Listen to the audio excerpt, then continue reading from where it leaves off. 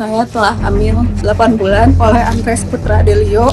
Ini alat bukti bahwa dia tuh mengakui atas bayi ini. Kalau ini terbukti anakmu, jangan menghindar dan jangan kabur. Andres yang kita bicarakan ini Andres yang mana? Andres Adelio, Public figure? aktor ya. Pasti. Iya, mengancam untuk minum obat, mengancam sebuah Sebuah video. video shoot yang dia rekam tanpa sepengetahuan aku. Saya yang bertanda tangan di bawah ini, Andres, dengan nomor NIK sekian, menyatakan bahwa saya akan bertanggung jawab atas kehamilan saudari Richelda. Dia juga meninggalkan aku, dia nggak mau anak aku juga nggak mau anak ini gitu. Kalau kayak gitu mati aja gitu.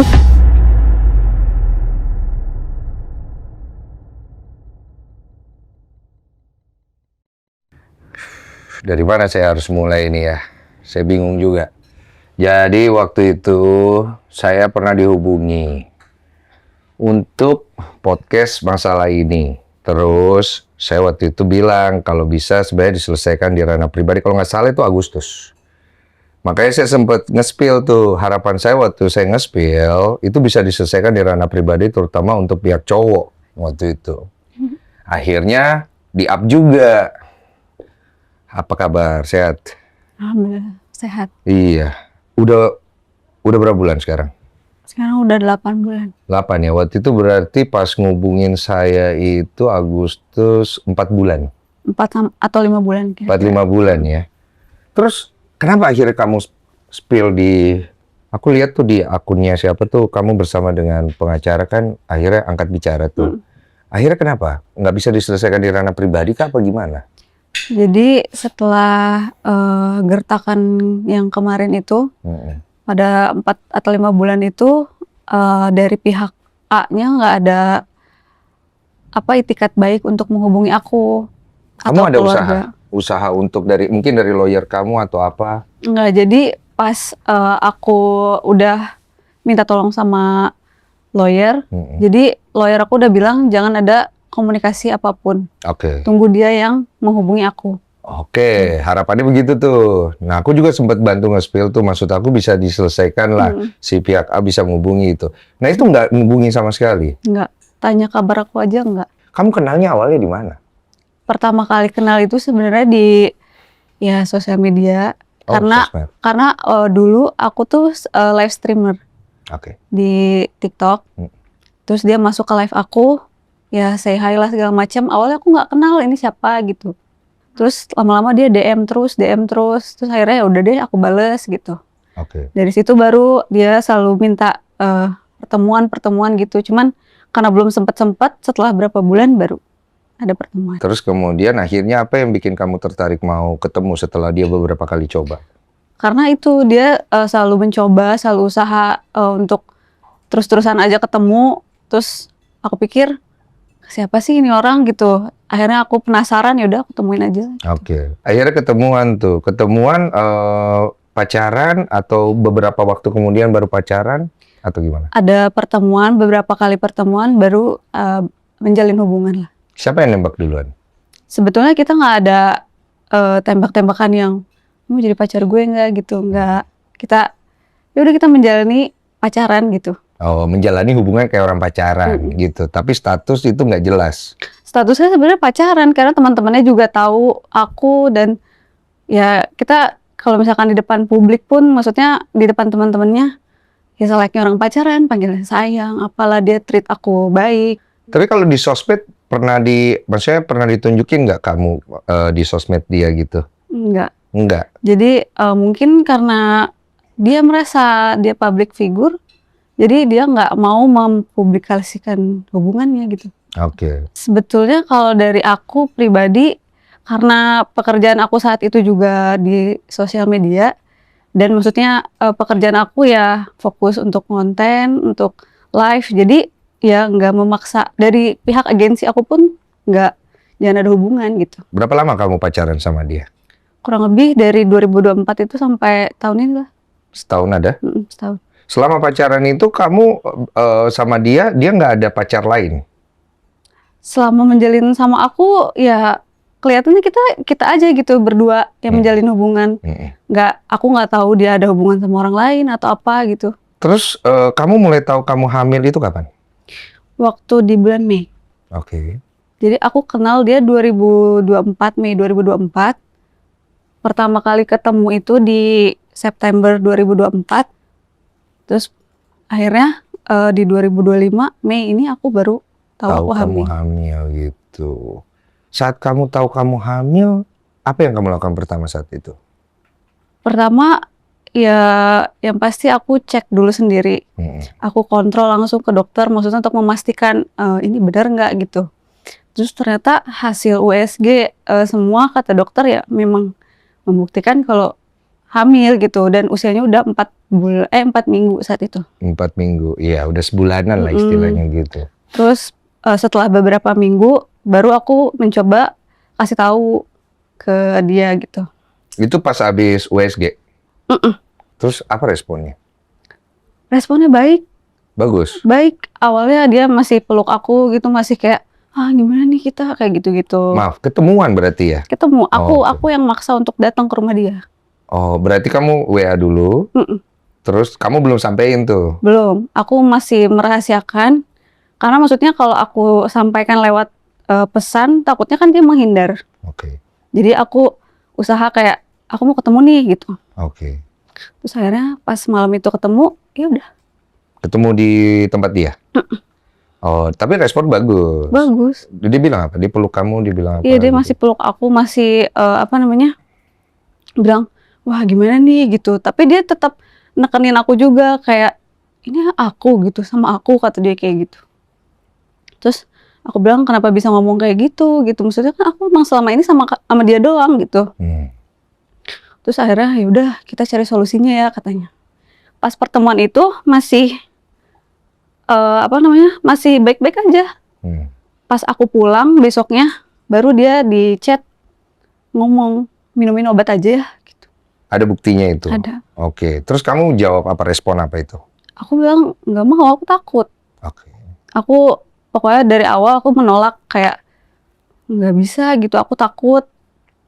Terus respon dia kayak ngapain takut, nanti kalau digedein makin ribet.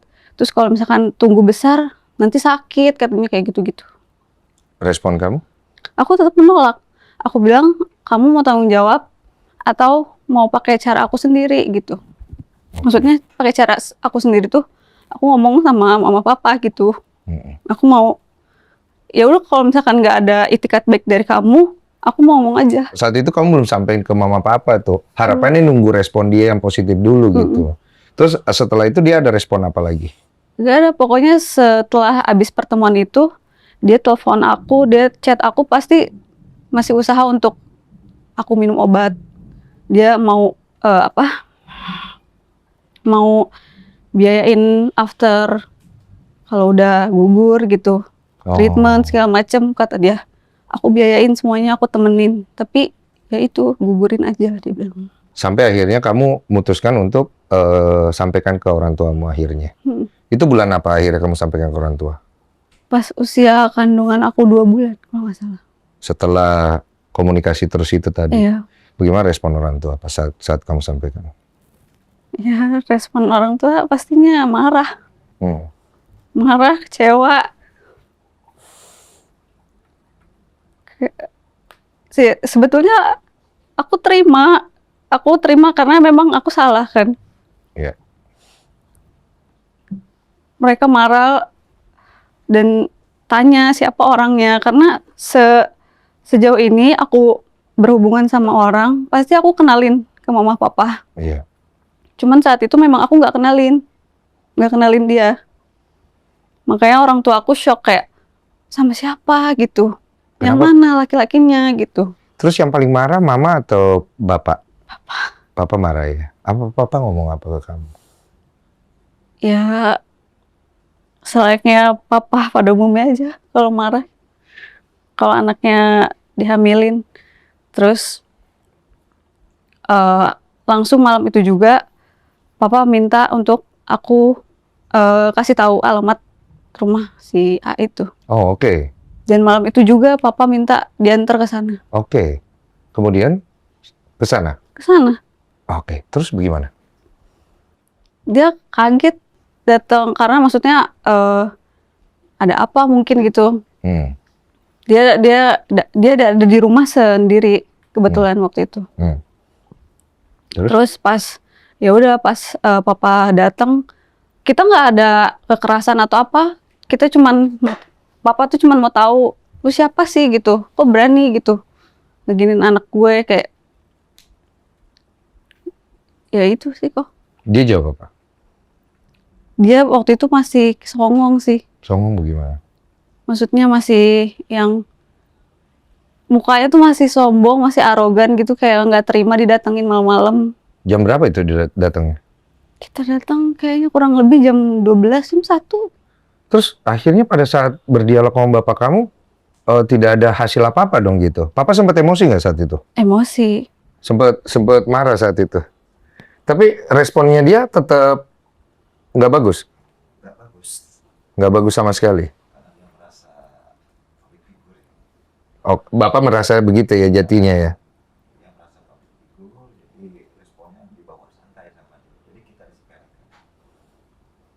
Papa disepelekan saat itu? Kedatangan kita disepelekan. Akhirnya pulang dengan tidak ada hasil dong? Pada malam itu, Pak RT, Papa, akhirnya dia mau menulis surat pernyataan untuk menikahi. Oh, saat itu. Jadi bikin surat tuh. Oh, responnya jadinya begitu. Pada akhirnya setelah perdebatan panjang sih, setelah ditanya-tanya segala macam, baru dia mau tulis surat yang dia tulis sendiri. Ini suratnya. Boleh saya baca ya? Boleh. Izin ya. Saya bertanda tangan di bawah ini, Andres. Nggak ada nama lengkapnya ya, cuma Andres dengan nomor NIK sekian, alamat sekian, menyatakan bahwa saya akan bertanggung jawab atas kehamilan saudari Free Chelda. Betul ya? Tidak nama lengkap ya? Free Chelda untuk menikahi dan bertanggung jawab kepada calon istri dan anak saya. Adapun batas waktu yang ditentukan paling lama 21 hari dari 24 Juni 2025 Jakarta. Saksi orang tua Bapak Hendra. Oke. Dan saksi ketua RT. Iya. Bapak Saripudin, kemudian materai ditandatangani oleh orang yang bernama Andres.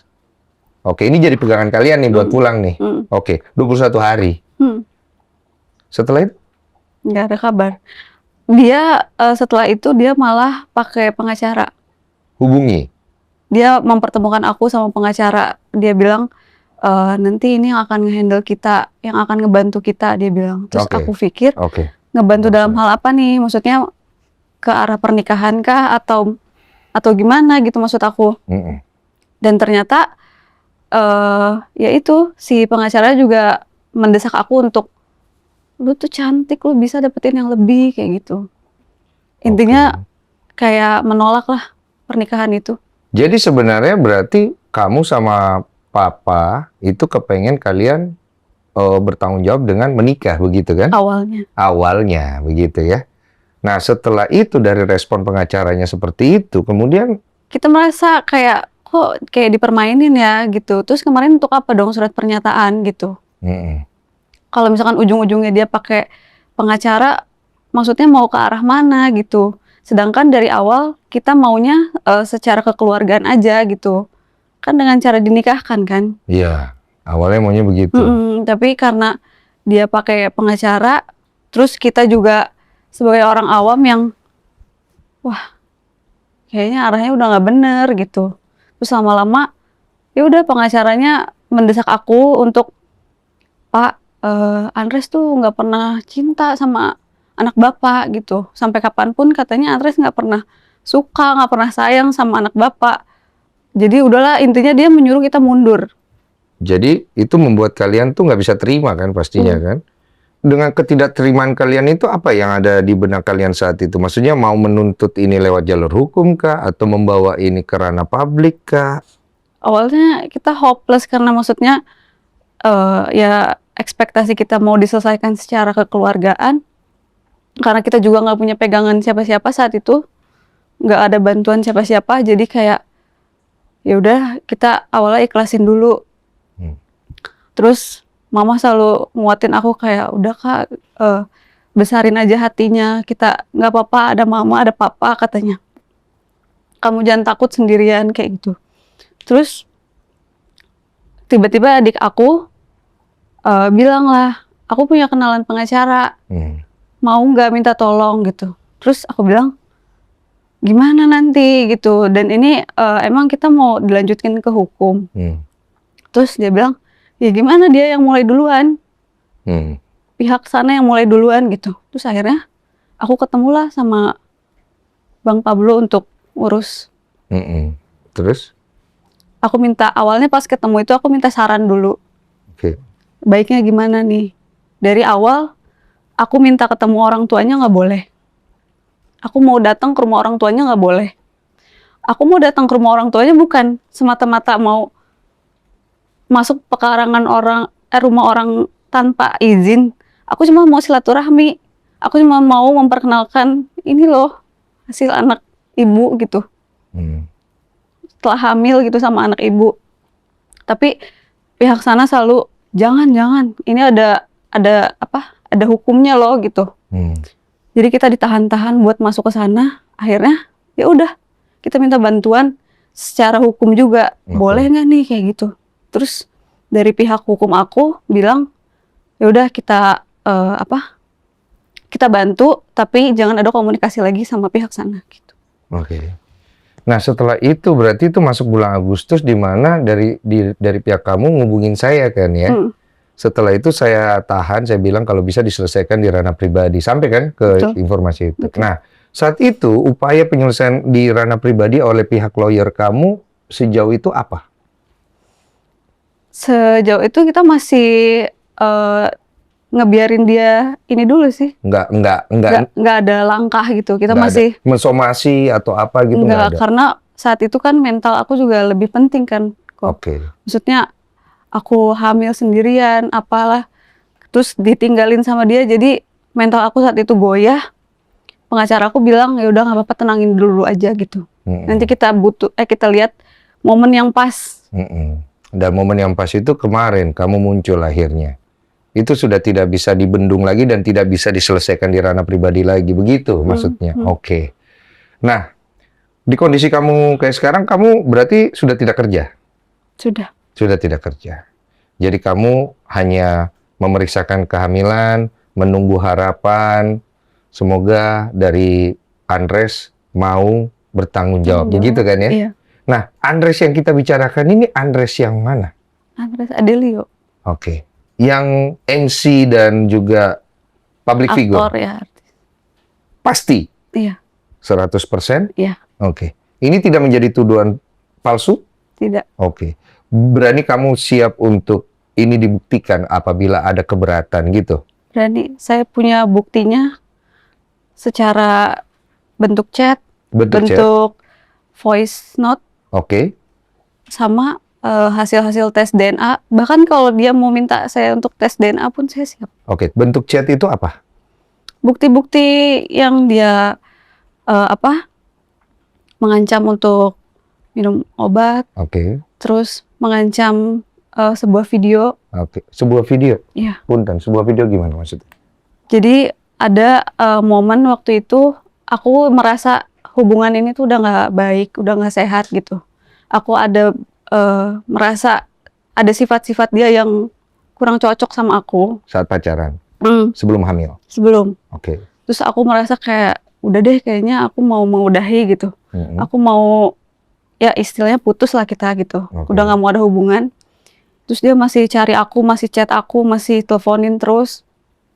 Sampai akhirnya dia kesel, dia nggak balas-balas. Aku nggak balas-balas. Dia kirim aku sebuah video. Video apa itu? Video pribadi. Video pribadi teh maksudnya, mohon maaf, video punten. Video share. Yang dia rekam tanpa sepengetahuan aku. Saat kalian sedang Jadi dia waktu itu kirim aku sekali lihat di WhatsApp. Hanya bisa dibuka sekali lihat? Iya, jadi itu sebagai bentuk pengancaman untuk jangan pergi dari gue gitu. Aku kurang nangkep nih. Jadi dia kirim kamu video itu supaya kamu jangan putus begitu? Hanya untuk jangan putus? Ya untuk jangan pergi, jangan selesai dari hubungan ini gitu. Bukan untuk yang lain-lain? Mungkin yang lain-lain juga. Untuk tetap ya stay sama dia. Ada itu buktinya itu. Ada, Oh, cuma kan karena sekali lihat, oke. jadi aku nggak bisa save atau apa. Cuman aku ada buktinya. Ada buktinya. Itu bisa nanti kan dikasih kepada pihak yang berkepentingan ya. Hmm. Ini kamu udah sampaikan gini berarti harus ada gitu kan ya. Jangan sampai nanti kan jatuhnya di karang. Nanti kamu rugi Betul, sendiri. betul. Nge. Oke, berarti kan tendensinya saat itu kamu sudah tidak mau berhubungan. Kemudian dia mengirimkan sebuah video. Yang mana video itu dia rekam diam-diam begitu. Yang membuat kamu akhirnya jadi tidak jadi selesai. Iya. Kamu tetap lanjutin. Jadi aku mau nggak mau bertahan karena aku takut video tersebut disebar atau dipublikasikan gitu sama dia. Jadi aku merasa kayak yaudah deh, stay aja sama dia gitu. Berarti dia sempat merekam itu kamu nggak sadar? Tanpa izin aku. Bagaimana caranya itu? Gak tahu. Tapi kalau kamu lihat dari, maaf ya, ini maaf aku nggak mau terlalu jauh sih sebenarnya. Cuman dari angle itu kamu melihat posisinya itu kamu sedang tidak melihat atau kamu sedang melihat, kan dia pasti pegang kamera dong atau bagaimana kameranya? Iya, dia sebenarnya ngeliatin handphone, cuma aku nggak sadar kalau itu dia rekam. Oh. Aku pikir dia mau ngapain gitu. Oke. Jadi kamu nggak tahu itu kamu sedang direkam gitu. Dan itu pasti kamu itu. Iya. Jelas itu. Iya. Tapi dia nggak kelihatan dalam rekaman itu. Enggak, hanya aku. Oh, dari POV berarti jatuhnya. Oke. Kamu takut itu disebarkan, Iya. maka kamu tidak ikutin dia punya mau begitu. Oke. Berarti setelah itu kalian masih ketemu lagi. Akhirnya aku mau membalas chat lagi, mau angkat telepon dia lagi, mau diajak ketemu, ya udah aku mau lagi gitu. Oh, Sampai akhirnya oh. kejadian sekarang. Oke, jadi punten. Kan pastinya kan dengan ada hal kayak begitu kamu kan makin takut ya sama dia ya. Terus pada saat itu dia ngajakin kamu ketemuan lagi. Begituan lagi. Kamu nggak ada rasa takut saat itu? Justru kalau misalkan aku nggak datang atau aku nggak temuin dia, takutnya dia nekat sama video-video yang udah dia punya gitu.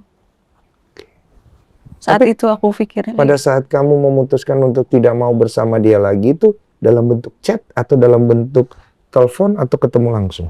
Nggak, jadi karena yang tadi aku bilang aku merasa hubungannya udah nggak baik, udah nggak sehat, terus banyak sifat-sifat dia yang nggak cocok sama aku. Jadi aku memilih kayak udah deh, aku nggak mau lanjutin ini gitu. Iya. Aku udah mulai bales lama, apalah. Terus aku kadang nggak bales, kadang aku nggak angkat telepon dia.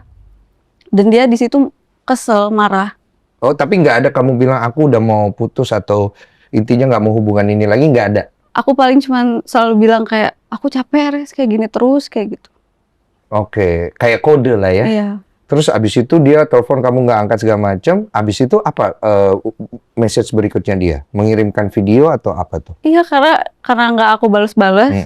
Saat itu aku lagi kerja, tiba-tiba pesan masuk. Aku pikir apa kan? Pas aku buka, wah aku kagetnya bukan main itu. Maksudnya langsung, ini maksudnya apa nih gitu. Terus tadinya aku masih diem. Aku masih cuman balas, apaan sih maksudnya gitu. Terus dia, makanya jadi cewek jangan gila kayak gitu-gitulah, dia ngata-ngatain aku. Terus akhirnya dari situ aku pikir, ya udah, aku bertahan aja deh. Jadi dari sini, maksudnya banyak orang yang bertahan tuh bukan karena mau, tapi karena takut. Tapi hal itu orang tua kamu belum tahu saat itu? Oke. Mohon maaf nih, saya agak kejauhan. Seingat kamu, berapa kali kalian berhubungan? Seingat kamu? Aku sih nggak pernah menghitung ya kok. Oke. Tapi ya kalau setiap pertemuan pasti ada. Pasti ada. 5 kali? Mungkin lebih ya. Mungkin lebih. Berarti Dalam intensi setahun kan? dalam setahun intensinya tinggi di situ. Iya. Yang selalu ngajak dia. Oke. Dari situ kamu udah ngerasa nggak sih kayak wah ini orang kayaknya ngajak aku yang hanya untuk begini doang nih. Iya, makanya pas aku mau menjauh itu, aku udah merasa itu. Kayaknya kok ini orang tuh ngajak hubungan aku tuh cuman ada maksudnya aja gitu. Makanya aku merasa, nggak bisa dilanjutin. Oh, itulah alasan waktu itu kamu mau berhenti itu. Tapi karena ada video itu kamu jadi akhirnya jadi takut sendiri. Nah, ini kan kemudian kamu lanjut. Punten, ini pasti banyak yang mempertanyakan. Dari awal kalian tidak menggunakan safety sama sekali? Dari awal aku selalu bilang, jangan lupa pakai pengaman gitu. Oke, Jangan lupa terus? pakai pengaman. Terus dia selalu bilang, gak usah, gak enak kata dia gitu. Tenang aja ada aku, dia bilang gitu. Intinya kayak tenang ada aku, kalau ada apa-apa ada aku gitu. Kamu pernah nolak pada saat diajak coba? Pernah, karena waktu itu ada kerjaan pagi yang maksudnya aku harus bangun pagi kan waktu itu. Terus dia bilang, Kang, bentar doang kayak gitu. Kamu tinggal sama siapa emang? Aku waktu pas masih aktif kerja, aku di Jakarta, Tinggal sama tinggal sendiri? sendiri. Oh, tapi nggak pernah ke tempatmu? Dia Heeh. nggak pernah. Kamu yang ke dia atau dia jemput kamu? Kadang dijemput, kadang dia yang pesenin aku Grab gitu untuk ke rumah dia.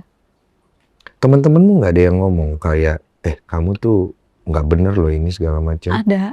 Ada? Ada satu temen yang dia tahu perjalanan aku dari awal aku kenal sama Andres ini, sampai dia tahu aku hamil pertama kali itu dia yang tahu. Dia selalu wanti-wanti aku kayak, kayaknya jangan dilanjut deh Cel gitu, kayaknya ini cowok nggak bener deh Cel, kayak lu setiap ketemu dia kok bukannya seneng tapi kok kayak ada tekanan gitu kata dia. Dia yang sadar hal itu. Nah, kamu merasanya memang ada tekanan setiap kali habis ketemu dia? Tekanan itu terjadi setelah ada video itu, Oh, dan itu. teman aku nggak tahu, aku nggak cerita hal itu. Oke. Yang kedua karena ya capek aja kok. Hmm. Aku merasanya setiap ketemu kan Hmm. cuman mau kayak gitu. Kamu pas habis itu ketemu lagi nggak minta dihapus videonya? Saat itu aku bilangnya kayak gini, waktu itu aku baik-baikin kan. Ih kamu kapan itu videoinnya gitu, aku bilang. Pakai Kok cara aku, halus ya? iya kok aku nggak tahu sih gitu. Hmm. Terus iya adalah kan buat koleksi. Dia bilang. Buat koleksi. Oke, terus? Terus aku nggak pernah bilang untuk hapus sih. Tapi kan itu koleksi yang dia simpan. Dan aku juga nggak pernah cek handphone dia. Tapi pasti harapan kamu itu dihapus kan pasti. Nggak ada usaha kayak, tolong hapus dong, jangan gitu segala macam. Enggak. Setakut itu kamu atau bagaimana? Oke. Kira-kira itu cuma satu video atau lebih? Kurang tahu. Tapi yang aku tahu, yang aku pastikan itu muka aku bener. Itu. Satu video itu. Iya. Kamu nggak tahu ada berapa video saat itu. Gelap? Gelap. Oh, berarti nggak terlalu terang lah ya. Cuma kamu takut kalau itu sampai tersebar, hancur kamu pasti. Dan tapi itu jelas muka aku. Jelas muka kamu ya. Oke. Nah, sekarang kan usia kandungan sudah 8 bulan. Kamu akhirnya up ini di media. Kalau saya pribadi sebenarnya hal seperti ini kalau bisa memang harus diselesaikan di ranah pribadi. Karena kenapa? Karena dua-duanya itu melakukan kesalahan. Dan ketika dua-duanya melakukan kesalahan, harusnya mereka bertanggung jawab secara pribadi kan gitu. Tapi akhirnya kamu memutuskan untuk up ini gitu. Resikonya terlalu besar buat kamu. Kamu pasti akan dihujat, kemudian kamu pasti akan disalahkan. Kamu sudah pikir itu sebelumnya? Jadi selama berapa bulan kemarin itu, aku justru menyiapkan mental untuk ini, untuk hari ini. Aku merasa setiap orang boleh kok berpendapat, dan mau pendapat mereka negatif atau pro ke aku nggak apa-apa, aku terima semuanya. Karena memang di sini juga aku salah, aku melakukan kesalahan gitu, aku mengakui itu. Dan yang bisa aku lakukan saat ini ya cuman bertanggung jawab aja atas kesalahan aku sendiri. Oke. Tapi dengan mengambil langkah up ini di sosial media, bentuk tanggung jawab apa yang kamu ingin lakukan? Sebenarnya kalau dari awal, pertanggungjawaban yang aku minta dan keluarga kan dinikahkan untuk aku dan untuk bayi ini. Tapi karena dari awal juga dia maju mundur, nggak ada itikat baik, akhirnya sampai aku di titik sekarang pakai jalur hukum, aku merasa pertanggungjawaban atau keadilan yang aku minta minimal buat anak aku aja. Aku udah nggak minta dinikahin kok. Berarti cuma buat anak saja ya? Kuasa hukum kamu ada ya? Ada. Nanti bisa kita tanya ya. Nah sekarang kalau misalnya saat itu kamu minta pertanggungjawaban dinikahi, itu kan sebenarnya lebih untuk menutupi aib kan? Betul ya? Karena mau nggak mau itu jalan terbaik yang bisa dilakukan di ranah pribadi kan? Tapi kalau memang akhirnya memang tidak saling mencintai ataupun sebenarnya bukan karena memang saling mencintai ya, menikah itu kan juga nggak bagus kan ya. Kamu sudah pikirkan saat itu? Sebetulnya kalau dari awal ditanya nggak ada cinta, nggak mungkin kok aku mau melakukan Oke. itu karena Adalah rasa iya. rasa suka, rasa cintanya adalah. Dan aku nggak tahu kalau misalkan dari pihak dia ya, cuman dari perlakuan dia, dari cara dia men-treat aku, semua juga pasti merasa ya udah emang lu pacar gue pacar lu gitu. Oh, dia treatnya juga bagus, kayak Sangat pacar bagus, lah. sangat nice. Oke, keluar duit, dia bayarin. Ya, tapi nggak bayarin secara banyak, kayak royal dibeliin makanan apa gitu. Iya, tapi paling nggak dia bayar lah ya gitu ya. Oh, kamu pernah bayar emang? Enggak. Enggak lah ya maksudnya. Selama sama dia. Iya, dia bukan orang yang itulah ya. Pokoknya dia treat you well lah gitu. Kira-kira apa yang membuat dia berubah pikiran ya? Kurang tahu. Kamu nggak pernah komunikasi lagi masalah itu? Nggak tahu aku. Karena kan semenjak aku udah 3 bulan nggak ada komunikasi kan. Dia ninggalin aku dan kita udah nggak ada komunikasi. Tapi kita nggak blok-blokan. Dari yang waktu aku larang kamu untuk up ini Agustus, aku kan sempat nge-spill tuh. Tujuan aku sebenarnya ini diselesaikan ada pribadi dan itu pesan kan sebenarnya. Harapan saya dia ngubungin kamu. Nggak ngubungin? Nggak. Oke. Udah siap nanti kalau anak ini lahir, kamu sendiri sebagai ibu tunggal, udah siap? Dari awal kehamilan juga aku merasanya sendiri. Aku nggak ada merasa dia ada gitu saat aku butuh. Nggak ada sosok dia di hidup aku semenjak aku hamil ya. Yang ada buat aku orang tua aku, mama, papa, adik-adik. Cuman itu doang. Jadi kalaupun nanti anak ini lahir terus harus nggak ada bapaknya, ya memang dari awal juga nggak ada bapaknya. Anak ini hadir karena keberanian aku, bukan karena kehadiran dia. Perasaan bersalah kamu yang paling besar sekarang ada pada siapa? Sama orang tua. Orang tua. Itu yang kamu ngerasa bersalah sekali. Kenapa kamu merasa bersalah sekali sama orang tua? Karena aku kan anak pertama. Anak perempuan pertama. Harapan mereka pasti banyak ke aku. Terus mereka percayain aku untuk tinggal di Jakarta, mencari uang, mencari nafkah. Mereka nggak pernah minta yang aneh-aneh kok. Mereka cuma minta aku sehat.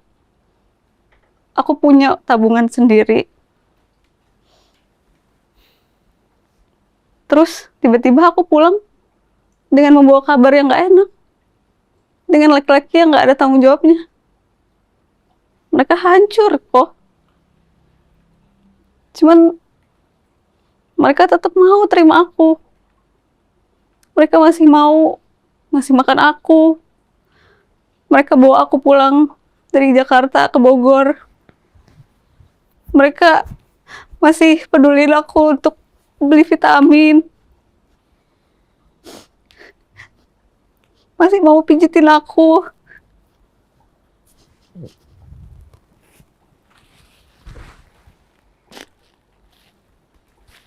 Maksudnya, aku tahu kekecewaan besar mereka, aku tahu. Cuman mereka masih menutupi. Kayak mama masih selalu masakin yang sehat-sehat untuk Bumil. Papa kalau pulang kerja selalu beliin aku buah. Kalau aku pegel-pegel, mereka yang pijitin. Adik aku yang pijitin.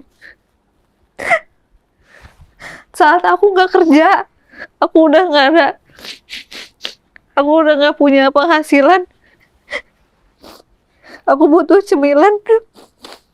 Mereka kok. Dulu ngidam pertama aku mau stroberi. Aku waktu itu masih hubungan sama Andres kan. Aku bilang sama Andres, usaha dia cuma bawain aku semangka sama anggur. Dia bilang yang penting warnanya merah. Terus akhirnya orang tua aku yang datang kok. Orang tua aku yang datang bawain stroberi. Berarti ada cinta ya dalam hal ini ya. Berarti hancur perasaanmu sama si Andres berarti ya. Sakit hati sih kok. Salah mempercayai orang. Ini pelajaran. Ya kan? Banget. Umurmu berapa sekarang, Nak? 27. Saya pribadi itu suka, karena saya punya anak perempuan ya, saya suka ngerasa kayak, ini perempuan-perempuan ini mikir panjang nggak sih? Ketika mereka menjalani sebuah hubungan. Maaf ya, aku tidak mau menjudge. Ini cuman kita sama-sama berpikir aja gitu loh. Karena pada saat seperti ini, yang akhirnya paling dirugikan, itu yang perempuan. Kamu merasa seperti itu nggak? Kenapa kamu bisa merasa seperti itu akhirnya? Mungkin kan itu kesalahan terbesar aku kan. Dan kamu berpikir saat itu dia akan tanggung jawab begitu. Karena kan dari awal dia bilang, gak usah takut, ada aku. Makanya aku berani. Makanya aku mau lanjut hubungan sama dia. Terus. Sampai akhirnya dia mengkhianati omongannya sendiri. Meninggalkan aku Iya. dalam keadaan hamil. Dan aku baca beberapa komentar waktu kamu muncul kemarin di sosial media.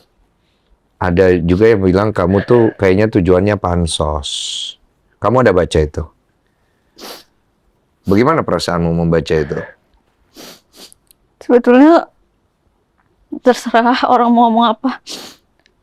Karena kan mereka bebas berpendapat. Cuman kalau dari aku pribadi, dari awal aku kenal sama Andres itu, aku nggak tahu dia siapa. Bahkan setelah aku tahu dia artis pun, itu bukan, ya aku nggak peduli dia artis atau apa gitu. Dan kalau misalkan aku mau pansos pun dari dulu mungkin aku udah minta dipublish sama dia kan. Oh, kamu nggak pernah minta dipublish ya? Jadi dia tetap karirnya juga biar berkembang gitu ya? Kamu nggak apa-apa, nggak dipublish gitu? Iya.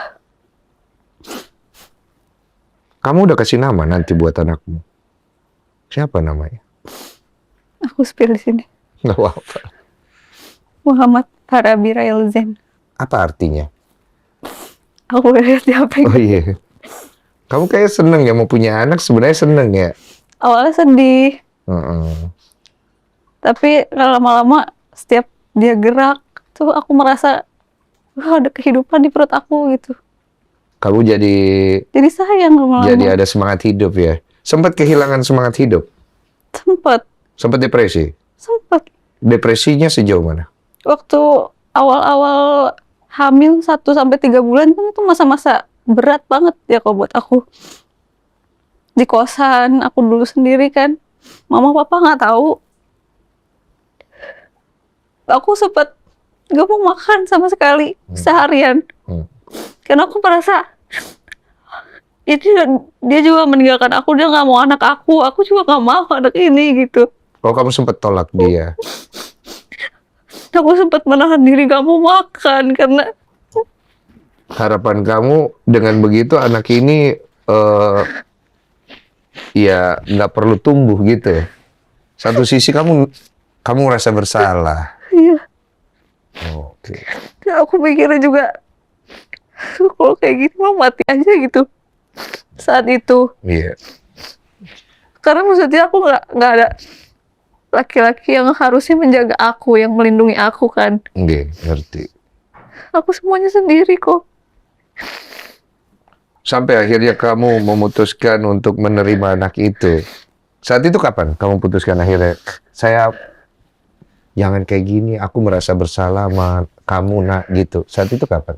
Pas mama papa udah jemput aku pulang ke rumah, kan akhirnya aku memperbaiki diri, memperbanyak ibadah. Dari situ aku merasa kayak, ya udah, emang aku ditakdirin menjadi ibu kayaknya, walaupun ibu tunggal ya. Lewat cara seperti ini? Iya, walaupun aku bakal menjadi ibu dan seorang ayah sekaligus. Iya kan? Di situ ada penyesalan ya? Iya. Namanya siapa? Muhammad Farabi Railzen, anak laki-laki yang berakhlak mulia, yang dianugerahi kecerdasan, dibimbing Tuhan, dan menebarkan kebaikan dimanapun ia berada. Besar artinya makna itu. Supaya jangan anak itu mengalami apa yang kalian alami, terutama kamu gitu. Supaya Paling enggak aku mau menciptakan Andres versi baik lewat cara aku. itu janjimu kepada anak. Kamu sempat ngomong nggak sama babymu, maaf ya ibu dulu sempat begini gitu di dalam hati. Setiap malam aku selalu bacain dia cerita. Aku selalu bacain dia surat-surat gitu. Sama nanti aku minta tolong kerjasama buat nanti lahiran. Biar sama-sama sehat dan selamat. Terus aku selalu minta maaf pastinya.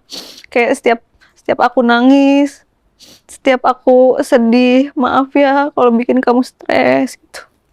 Dengan rasa bersalah juga ya.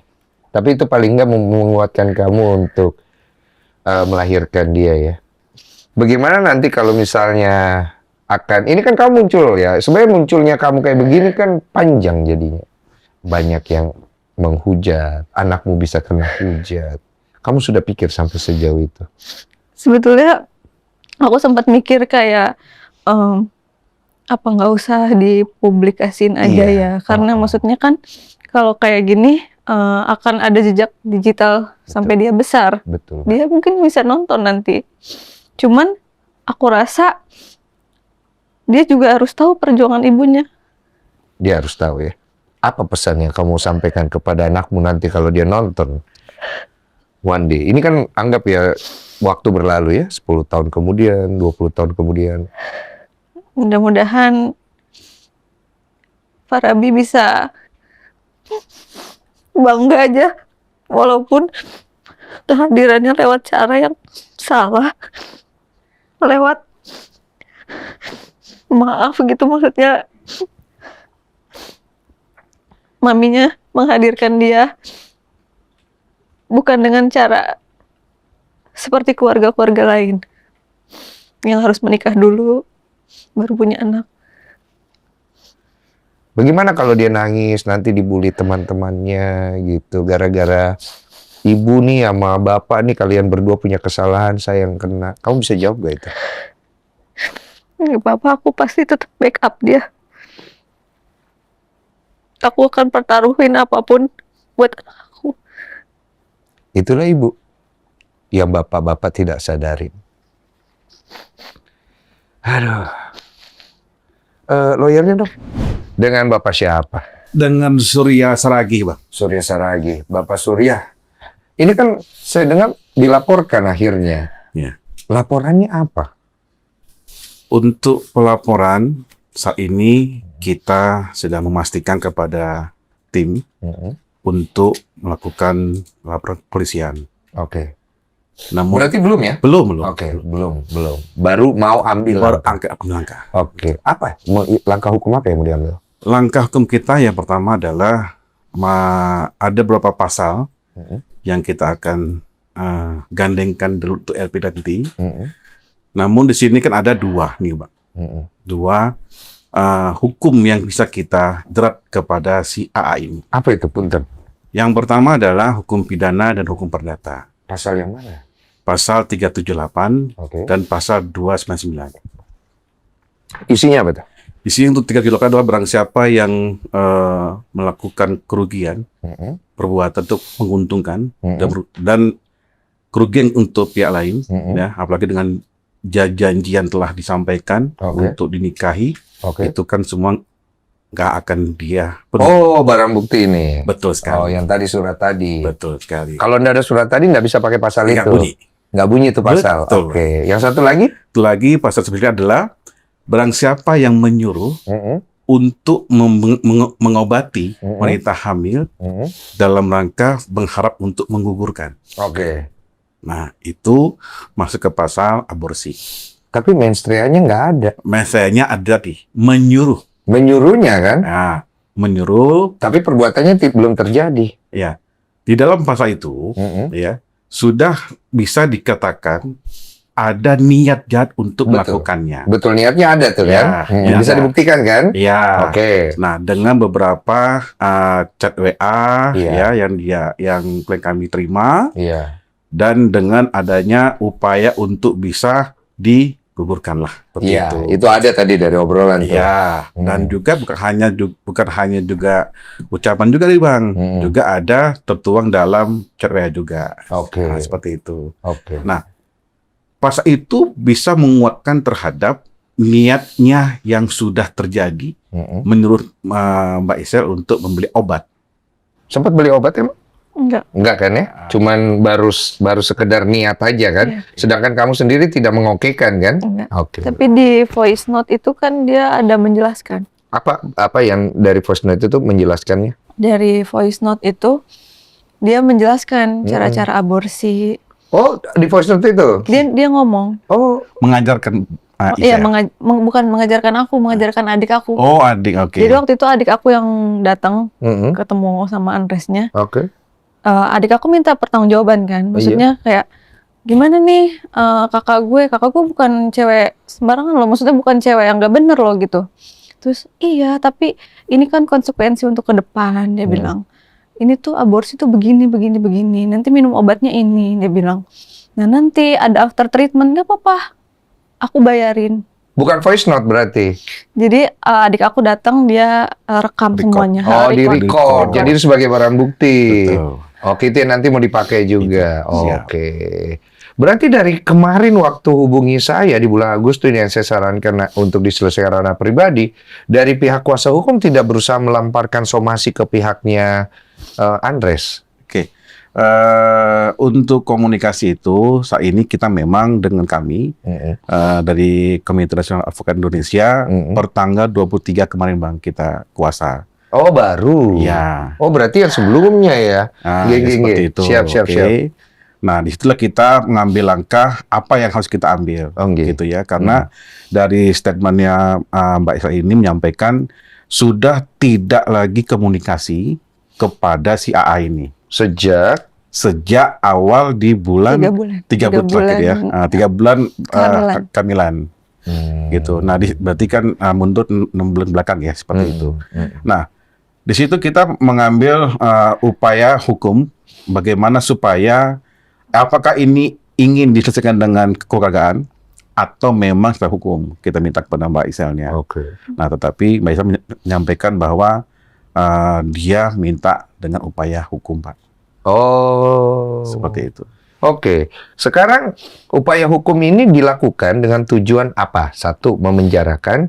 Kedua, restoratif justice, di mana akhirnya ada pembicaraan yang akhirnya upaya damai yang nanti kan diobrolin. Pasti.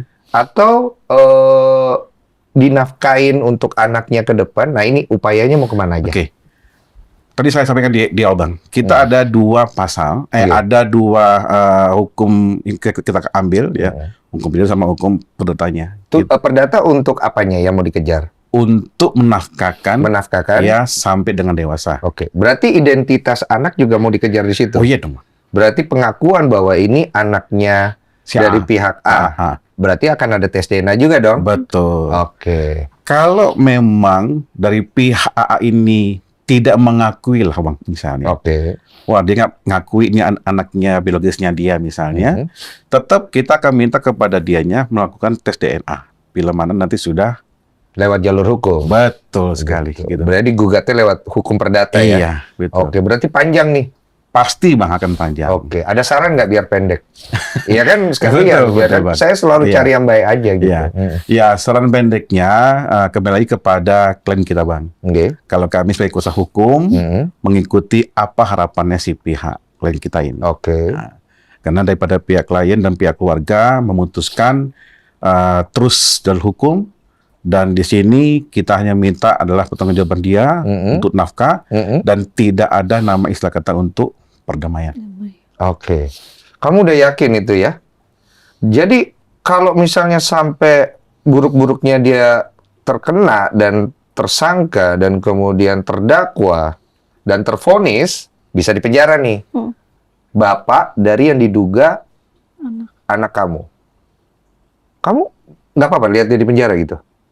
Nggak apa-apa, dia dari awal juga nggak ada kontribusi sama sekali kan ke aku atau ke anaknya. Oke. Dan aku rasa anak aku juga nggak akan butuh bapak kayak dia. Kamu bisa jelasin nanti sama anakmu kalau dia di penjara, kalau kamu yang penjarain bapaknya. Mungkin kalau dia udah bisa mengerti. Oke, kamu siap menjelaskan itu? Oke, kamu siap tanggung jawab ya? Oke, terus kemudian bagaimana kalau dia nggak sanggup dan nggak mau menafkahi anakmu? Ya itu pakai jalur hukum yang tadi. Perdata kan? Perdata tuh belum tentu dia akan lakuin loh, walaupun vonisnya udah itu. Bapak tahu itu. Anggaplah dia akhirnya nggak mau gitu. Kamu gimana? Udah siap? Putusan bisa menyatakan bahwa dia harus memberikan nafkah, tapi dalam pelaksanaan tidak ada pidana untuk pelaksanaan di mana kalau dia nggak lakuin dia bisa dipenjara gitu loh maksudnya. Kamu udah siap? Artinya dia tidak lakuin itu gitu. Cukup. Nggak apa-apa ya? Artinya bukan nafkah yang paling utama sebenarnya yang kamu kejar ya? Oke, berarti yang paling utama kamu kejar apa? Nah, kita mengerucut nih. Biar dia jera aja sih. Jera ya? Supaya dia tahu apa yang dia lakukan itu salah, karena kamu juga udah tahu apa yang kamu lakukan salah gitu. Itu. Sayang ya. Awalnya dari cinta. Ini nih anak muda nih bos. Iya, betul Bang. Bagaimana nasihat bos nih?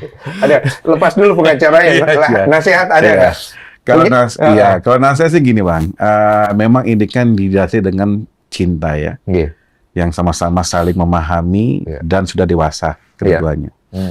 Tentu ada satu komitmen di antara mereka berdua. Mungkin sebagai laki-laki atau sebagai ayah nantinya memberikan pandangan adalah harus selalu berusaha buruk dulu dengan kuda laki-laki nih sebelum adanya ajang pernikahan, gitu ya. Iya. Nah, boleh berhubungan baik, tetapi ada batasannya, gitu ya. Namun karena ini sudah terjadi, apapun resikonya harus Mbak Isel terima dengan lapang dada dan juga harus tetap ada kemauan untuk semangat hidup lah ya. Untuk anaknya gitu dan juga tentu jangan lagi menggantungkan harapan kepada laki-laki yang nggak punya tanggung jawab ini. Gitu. Harapan itu udah putuskan saja, namun kembali lagi karena masih ada kedua orang tuanya Mbak Isel nih Bang, yang dari awal beliau 3 bulan sampai ini kan masa-masa cukup ini Bang, cukup berat sekali Bang ya. Tidak ada yang didampingin gitu, tapi lagi karena kesayangnya orang tua ini kepada Isel lah membuat dia tetap tegar dan semangat, dan kami selaku kuasa hukum juga tetap semangat Bang untuk memenuhi apa yang Mbak Isel harapkan gitu. Itu komitmennya ya. Iya. Oke Sel, 1 bulan lagi kamu kemungkinan udah lahiran. Bulan depan. Udah ada tanggalnya dari dokter? Sebetulnya kalau tanggal HPL itu Februari awal. Cuman karena dari kemarin aku udah flek terus, dokter aku bilang kemungkinan HPL-nya maju lebih cepat. Kamu beberapa kali flek? Banyak pikiran? Awalnya kan aku mempersiapkan mental ya kok. Tapi lama-lama ya goyah lagi mental. Goyah lagi. Kamu kalau lahiran nanti kamu mau ini nggak? Beliau datang? Atau udah nggak usah datang aja, kita urusan dihukum aja?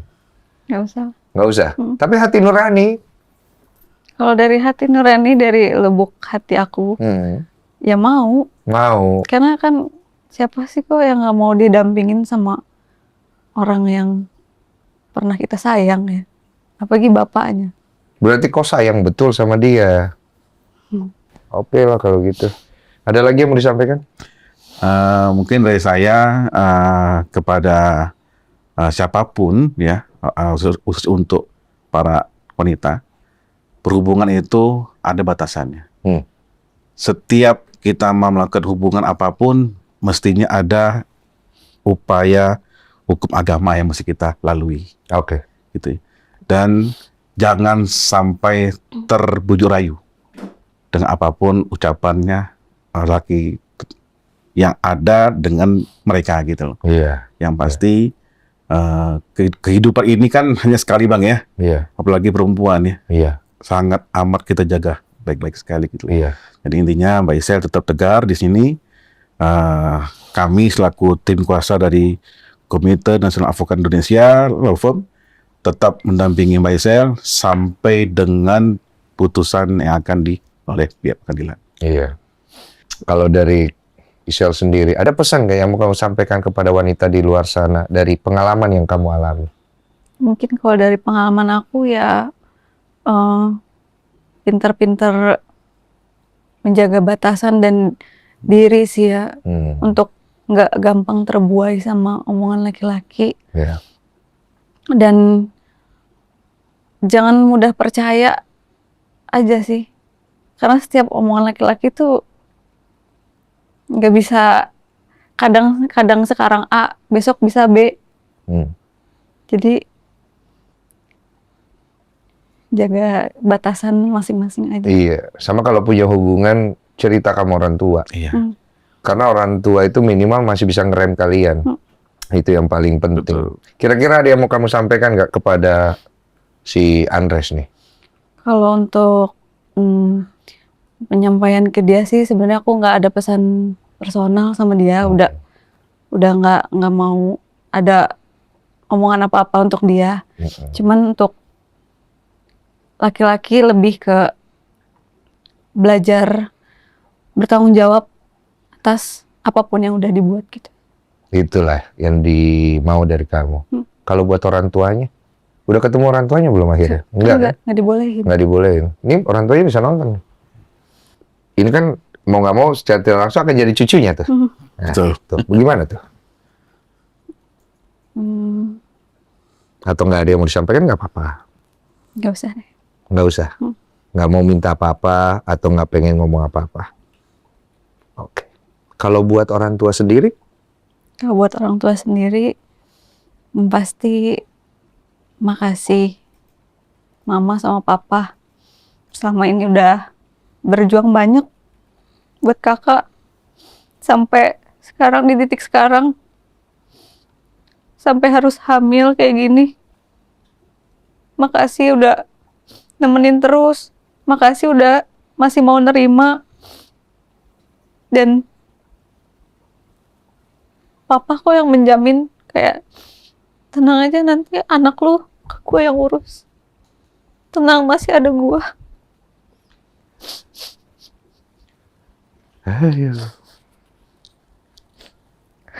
Kalau buat diri kamu sendiri, pengen ngomong Kalau apa? buat terlepas dari apa yang udah aku perbuat, kesalahan yang udah aku perbuat, aku tetap memaafkan diri aku juga untuk menjadi perempuan yang lebih baik dan kedepannya bisa lebih menjaga dan bisa lebih pilih-pilih laki-laki. Kalau one day waktu bisa diputar kembali ya, keputusan apa yang kamu mau perbaiki kalau kita bisa putar kembali? Mungkin kalau bisa diputar kembali, kalau bisa perkenalan pertama kali sama Andres itu nggak aku bawa ke jenjang yang jauh sejauh ini. Karena kesalahan ada pada kamu juga kan ya? Ya akhirnya membiarkan itu berlarut lebih jauh ya. Dua-dua salah. Tapi paling enggak kamu sebagai wanita yang melakukan kesalahan mau tanggung jawab. Ya kan? Karena buat saya hidup seseorang itu bukan dilihat dari hartanya atau kesalahannya, Bos. Betul. Karena kita semua bisa salah. Namanya manusia kan? Ya, betul. Tapi bagaimana kita tanggung jawab. Betul. Itu yang paling bagus. Itu yang paling bagus. Terima kasih banyak. Tuhan berkati jalan kamu. Amin. Banyak.